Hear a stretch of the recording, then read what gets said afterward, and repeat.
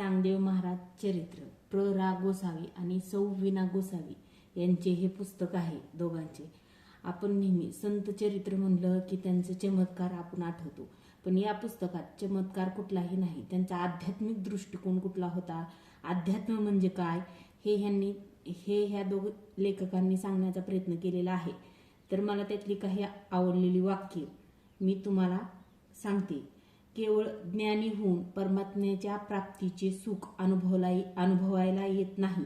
मुक्ताबाईंनी चांगदेवांना आत्मबोध देताना म्हणतात, आपण आपल्यालाच पाहणं म्हणजे परमात्म्याची प्राप्ती होणे होय.